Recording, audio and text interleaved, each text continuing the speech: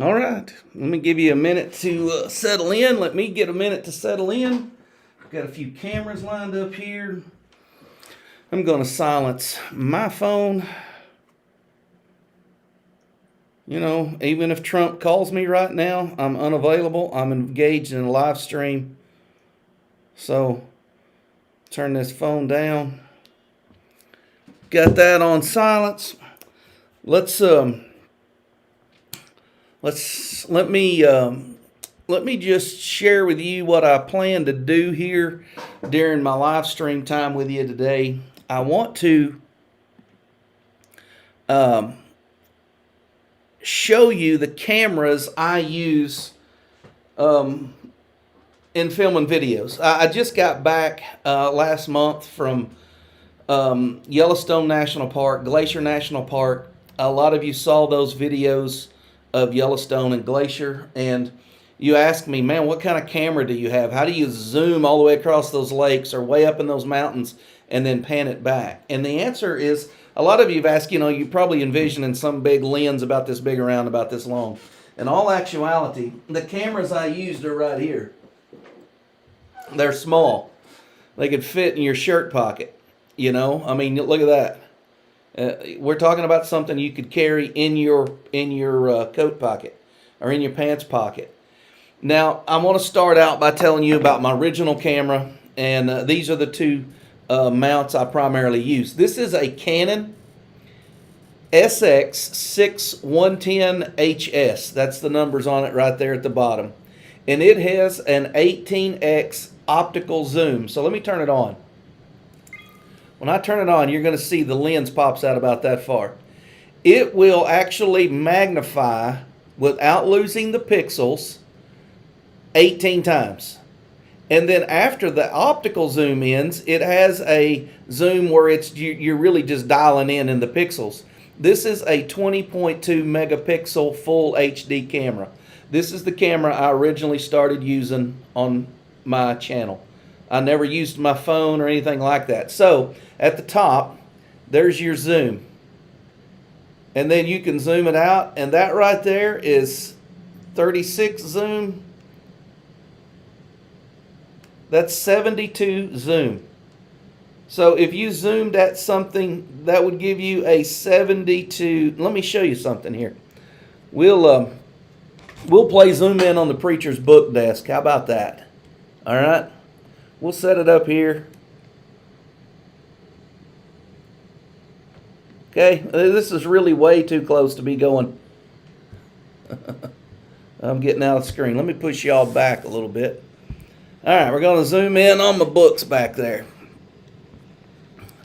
I got to somehow do this thing where y'all can see it and I can zoom. All right, let's zoom in on that snow goose. You see the snow goose right there?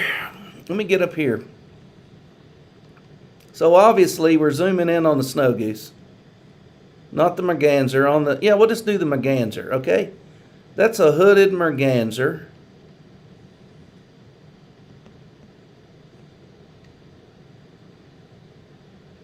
There's his eyeball. Now this taxidermy work I did long ago.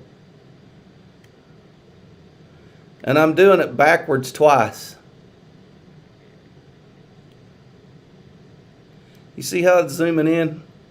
And that's just a little bit of what it'll do. Okay. It's very hard to hold it still and do that.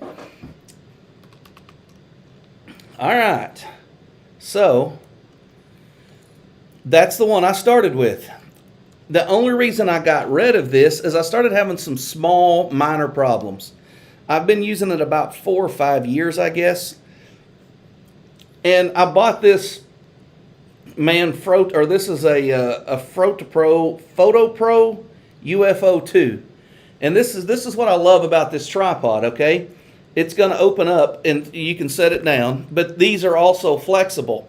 So you can bend it around a fence if you want to. You can wrap it around a tree limb. You can straighten it back out. You've got all this flexibility down here with your tripod. And then you also have movement up here at the top. You can go in full 360. Then you can loosen this up if you want it to turn real easy, or you can tighten it down if you want to leave it fixed. You can tilt it to you, just like this.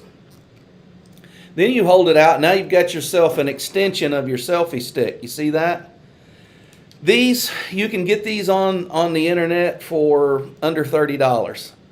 This camera, I originally paid $225 for it on sale.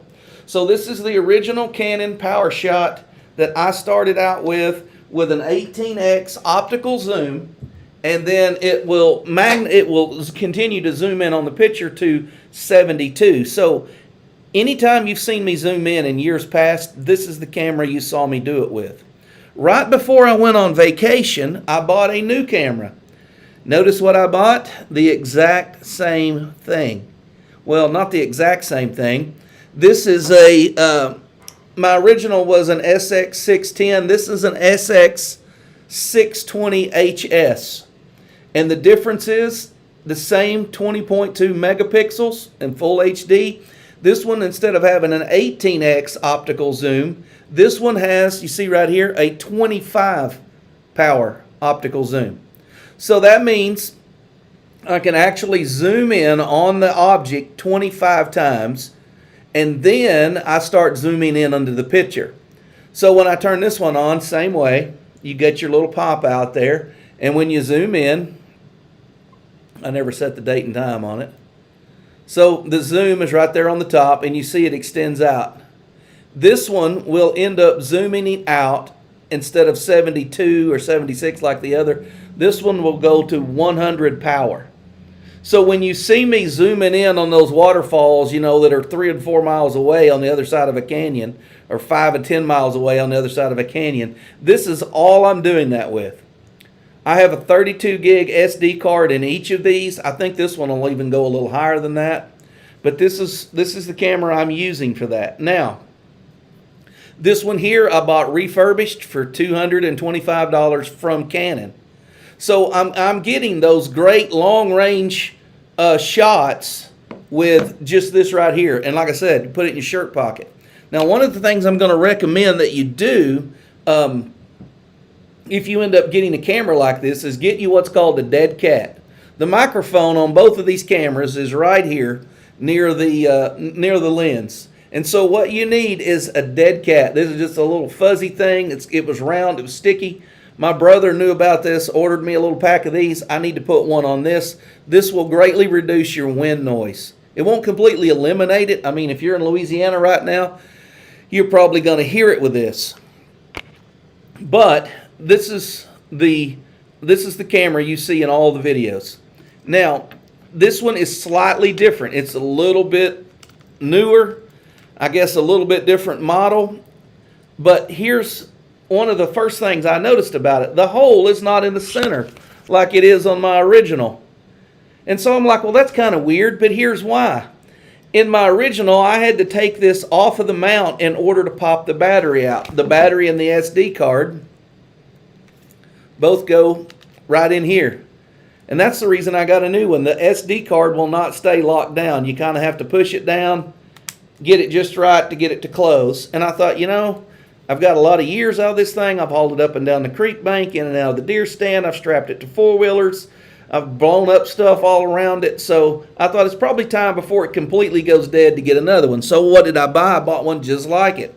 Now, you see here, instead of the mount going directly in the center, it's over to the side, and here's why. On these, they have changed the access to the battery. Now I do not have to take it out of the mount to change the battery, change the SD card, anything like that needs to be done. And so I like that. Now let me talk a little bit about this mount. I spent about as much on this one as I did on the Frodo Pro UFO. But this one will do what the Frodo will not do. This one has a really stiff clamp on the end, and then of course all these are bendable. You know, you can move it around any way you want. Now, if you've watched any of the cooking videos that I've done, I've used either one of these two cameras, and I open up the cabinet door and I clamp that on the cabinet door up above. Let me show you here. Now, this is not a cabinet door, but this is the edge of my bookshelf, right? There, I have the camera clipped to that. Now, If I want to turn it up right, I can turn it up and stand in front of it and use that as a good solid rest. But if I'm cooking down here on the shelf underneath it, then all I need to do is turn this thing down and center it up. And now you have that top-down view of whatever I'm stirring, chopping, frying, whatever. So that's the mount I'm using for that, is this right here. I don't remember the name of this. It is a Dinkum, D-I-N-K-U-M Systems, and I bought the extension. You get about like, I don't know, 9 of these and a clamp, and I think I bought like 6 more little links, and that gives me some distance. So if you're fishing in the boat, you can clamp this to your windshield. You can clamp it there, and then you can tilt this up and point it whichever direction you need it to be. I like the clamp. I learned this from Ozark Spirit. He had something similar to it. And when we went hunting together a couple years ago, we each shot a doe one evening. And he just got up in the tree stand and clamped this onto the tree next to him and pointed the camera where he wanted to go. I, on the other hand, had more of a tripod style of these movable links. And I was trying to wrap it around the rail on the tripod stand that I was sitting in. If I would have had this, it would have been much easier to maneuver, and that was a lot of my problem. I would get the camera adjusted in the little wraparound tripod thing on the little skinny rail and get the doe zoomed in, and then I would get down on my gun and the doe would walk and she'd be out and I'd back out and start all over. With this, I could just clamp it and move the top wherever I needed. So each of these have their own place. Each of these mounts or stands, if you will, tripods, whatever you want to call them, each of these have their own place in this. But if I were going to start a YouTube channel, or I had one, this little camera right here for $225, refurbished, will do everything you want to do, from zooming in right over the top of what you're cooking to zooming out across the field. I can look at buck deer on this that are 400 and 500 yards away, and if I've got a good steady rest and got it clamped in, I can tell you how many points they have. That's the kind of zoom it has on it. So I really, really, really, really like this camera for its ease of use. It's just point and shoot. You're simply pushing a button on top that turns it on. When it turns it on, you've got the screen on the back. You can tell what's there, and then you're just pushing record, don't record. I don't adjust anything. I don't alter anything. I just record, stop recording, record, stop recording. There's a playback button on here where you can push and actually watch the videos that you have recorded. If you don't like something, you don't have to wait to get to a computer. You can just back it up and see it. Somebody said, well, why don't you just use your phone? Why don't you use your phone? Well, here's why. I don't carry an $800 phone in my pocket. I buy about a $150 Walmart phone, and I don't have a monthly. I just have a monthly contract, not a long-term contract. So my phone is not real fancy. It takes good pictures. I mean, I can upload stuff to Instagram or Facebook with it, but it seemed like every time I wanted to try to video something, I got a text message or a phone call or something interfered with it. So I just decided right away I would buy this original camera here. And this, I saw a review on it. I thought, yeah, I'm not real smart. That's what I need. Push a button, record, push a button, turn it off. Zoom is just a little lever, a little toggle lever on the top. I thought this will work. When I realized how much zoom I had and how I could use it in the open field, to catch animals a long ways off or people a long ways off. I mean, I can set at 100 yards and zoom in on a target and use this thing much like a spotting scope and see where my bullets are hitting. That's the kind of zoom you have with these two cameras without the heft. I mean, these don't weigh anything. A couple ounces is all I've got here.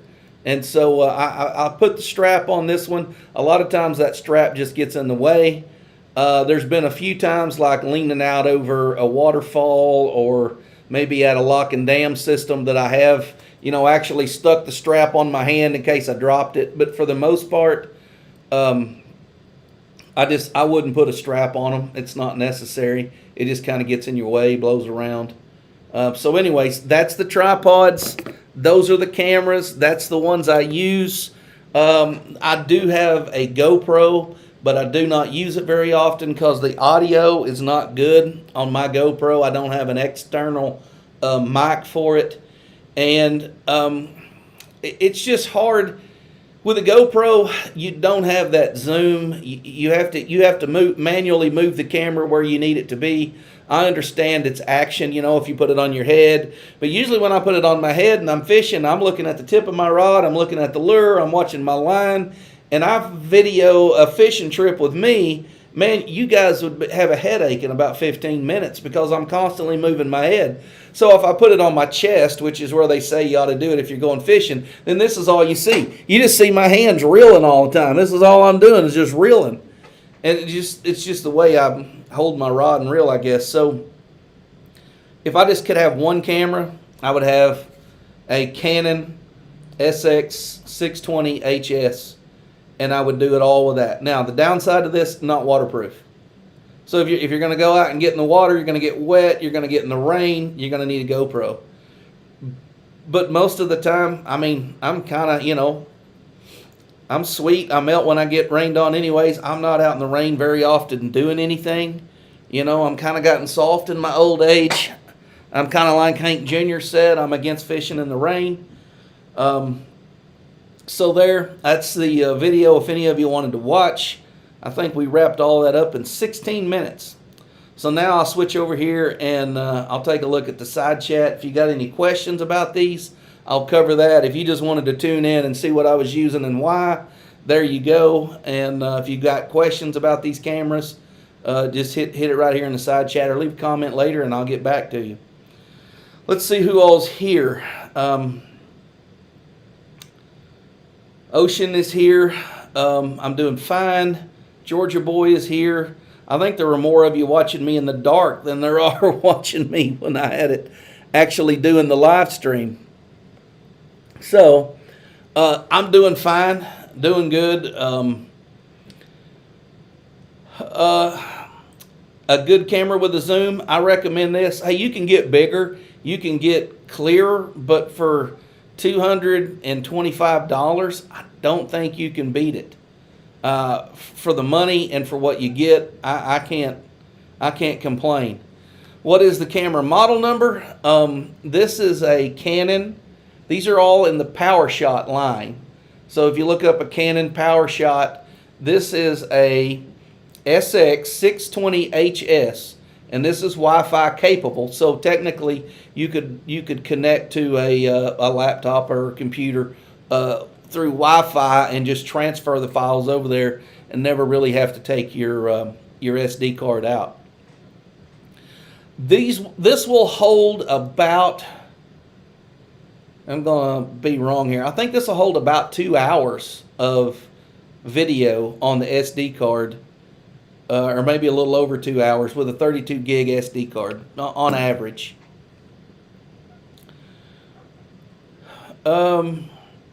Cabinet cam, yep, that's what Fish Preacher Farm does. That's what I do.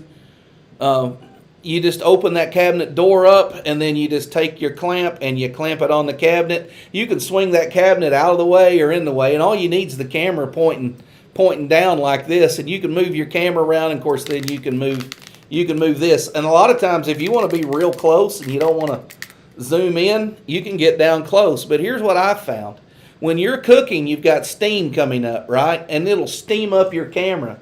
So sometimes I turn this clip around like it should be. It's clamped on the door, right? You see it's clamped on the door.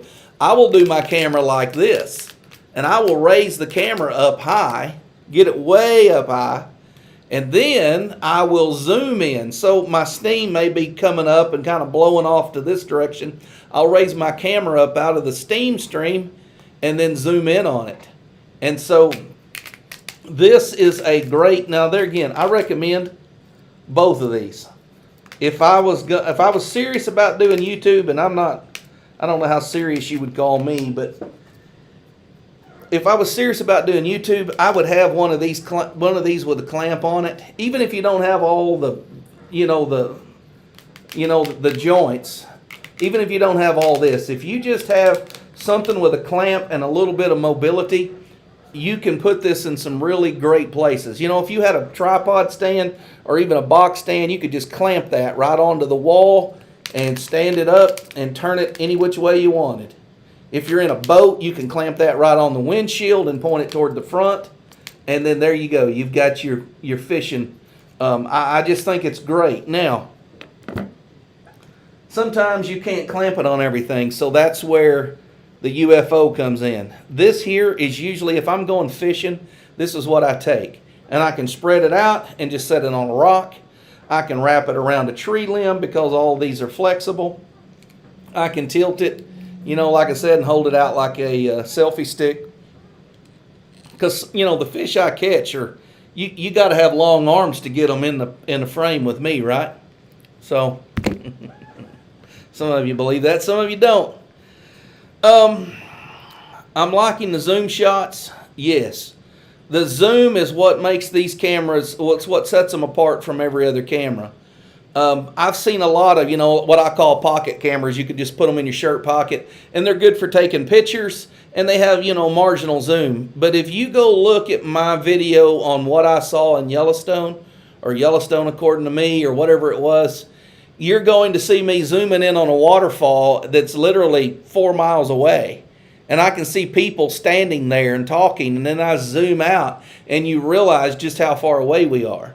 That kind of zoom makes that such a versatile camera. The audio works great for me. The only complaint is it doesn't have an external audio jack.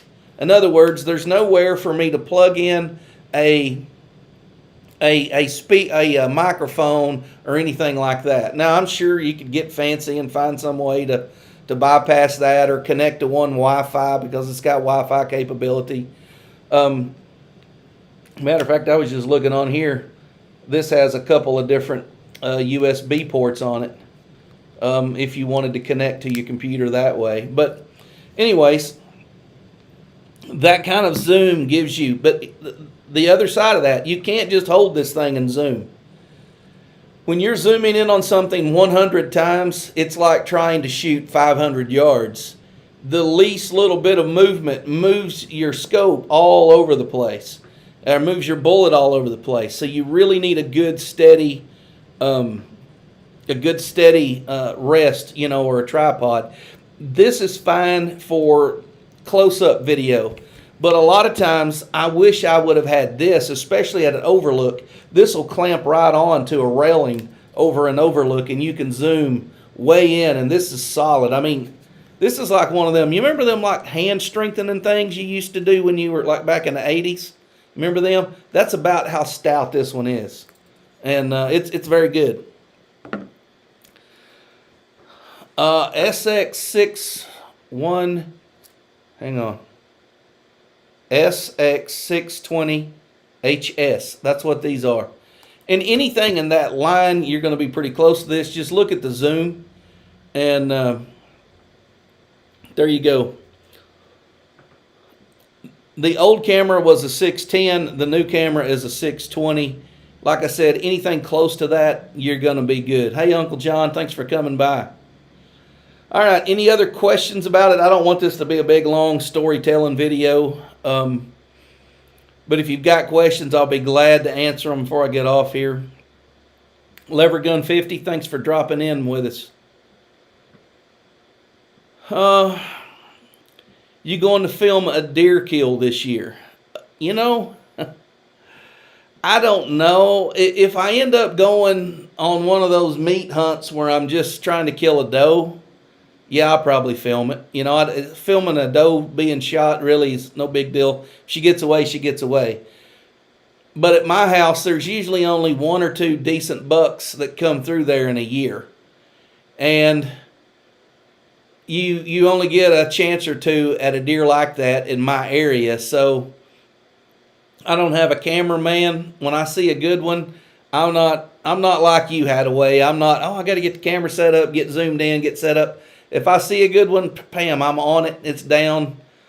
I'm not one of them guys that likes to watch them feed around. And I've got enough game camera footage of the deer in my area that unless it's some new buck that's never been there before, as soon as I see the shape of its rack, I pretty much know if that's a deer I want to kill or not. And if it is, then I'm already reaching for my 243 and getting it up and pulling the trigger. So if I end up, going on a meat hunt somewhere, I'll try to video shooting the does, but I'm not going to promise that I ever video me killing a big buck, self-video. If somebody wants to come sit down and video me shooting one, that's okay, but usually it's me by myself, and, I just take the camera and walk up there and look at it dead. So that's pretty much that. Any other questions before we wrap it up? You're welcome for the information. I'm lucky to have a good buck per year. The thing about you guys, though, Hadaway, y'all can kill a deer a day and sometimes a buck and a doe a day. In Arkansas, you're allowed 2 bucks, period.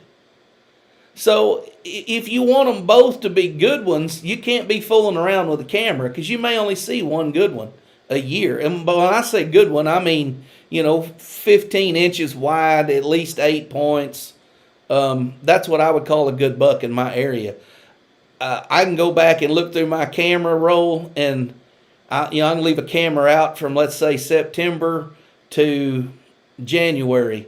I may have 3 shooter bucks come by that camera in the whole year. Some of those just one time and never saw them again. So it's kind of hard. And a lot of times the bigger bucks I've shot have been extremely early or extremely late. I mean, it wouldn't be good footage. You would see it in a camera. You would see a dark blob out there. With a naked eye, you could see it was a buck, see it had horns. But when you start zooming in with a camera like this, you really start losing light. And so the objects become darker because you're not drawing in as much light. And so most of the deer I've shot wouldn't have been good videos. It would have just been me walking up to them with a flashlight dead anyways. But, all right, how long have we been going here? 27 minutes. I said we were going to do it in 30. They've limited us to 3 bucks in Bama per year. Oh, really? Huh. Y'all must have been getting too good at killing them. And 5 total deer per year in Florida. Well, that's still one more than I get. If I had 3, I'd have a mulligan. Then I would kill 2 big ones and try to video that 3rd one. But usually I'm doing good if I kill 1 good buck a year. And last year I kind of got excited. I had one pop out behind me and I shot it. I probably shouldn't have shot it, but once you pull that trigger, that bullet's gone. 5 deer, 3 bucks limit, Texas. Yeah, man, if I lived in Texas, I loved hunting Texas. I hunted Texas 2 different years. We had a lease there, and really, really, really enjoy hunting in Texas. Thanks for coming by, Willie. All right, there you have it. Those are the cameras I use. That's why I use them. Last showing is I use these 2 stands the most. Now, I have a full tripod that comes up to like 6 foot, but I don't carry it around much anymore. Mainly because these 2 right here I can clamp onto a tree or set on a rock, and I only use that tripod when I'm filming at the reloading bench because I just set it out there. Another little word of advice: if you are going to use one of these, don't set it on the same table you're working on, because every time you hit the table, you get this. Every time the table moves, and I'm hitting my laptop here, but every time I'm moving that shaking's happening. So you don't want to clamp this clamp to your table that you're working on. You'll end up with a real shaky video. But you can clamp it to a cabinet door or to the edge of another desk or the back of a chair. I've actually, some of the barbecue review videos that you see, I'm clamping this on the back of an empty chair and just standing it up and setting it over here out of the way. And so sometimes what you'll see is a server will come in and you'll see the camera get knocked around. It's because they bumped into the chair that this is clamped onto, or the chair that this is setting on. And you can set this over the back of a chair. Put 2 on one side, 1 in the front, and then just bend that odd leg in. See, and you've locked it in. You've got the back of a chair right here, and you've got it locked in. And so that's just a good, handy way to do it.